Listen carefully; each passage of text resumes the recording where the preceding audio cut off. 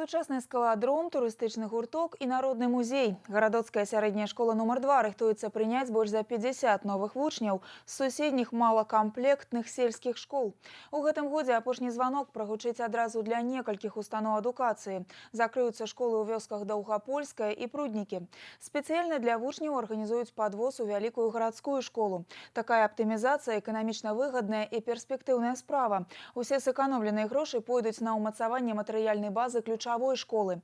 Як рыхтуюцца прыняць школьнікаў і чым зацікавяць навічкоў, даведалася наш корэспандэнт Настасья Броўка. Стагадовы куфар, саматканыя посцілкі, вышываныя рушнікі.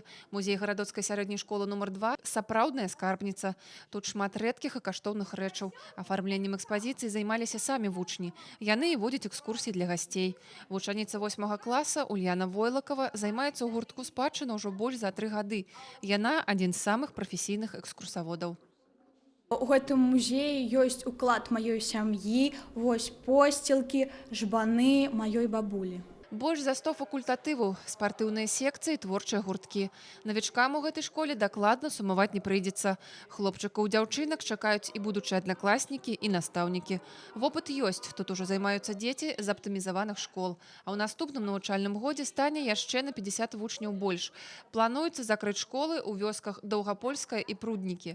А хлопчыкаў і дзяўчынак з гэтых населеных пунктаў будуць вазіць у раённы цэнтр на заняткі. Новыя вучні прыходзяць у нашу школу і ў мінулым годзе ўжо ўліліся ў калектывы. Яны па сваіх інтарэсах знаходзяць сабе тут занятак.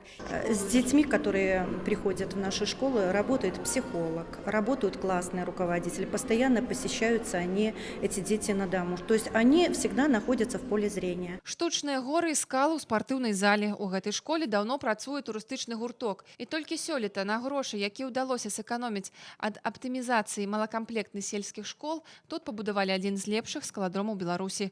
90 квадратаў, 5 маршрутаў, з навісаннямі і зачэпамі розных форм. Да наступнага вучэбнага года ў школе плануецца абсталяваць і новы сучасны камп'ютарны клас. Таксама за кошт аптымізацыі. Мы заранее стали готовить эту школу для того, чтобы сюда пришли ученики из других сельских школ. В прошлом году где-то порядка миллиарда рублей мы здесь освоили по различным направлениям. Это и проведение ремонта, ремонт кровли, ремонт помещений учебных.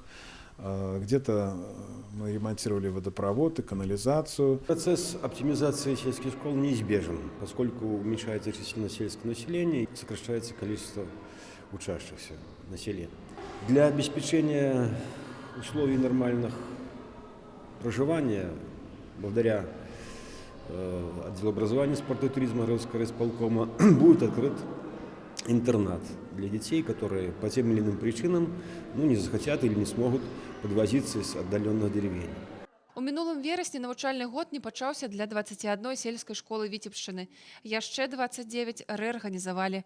Малакамплектныя сельскія школы абыходзяцца дзяржаве занадта дорага.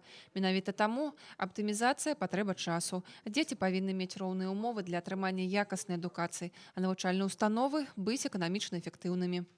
Настасья Броўка, Кірыл Кайсберг. Навіны. Гарадок.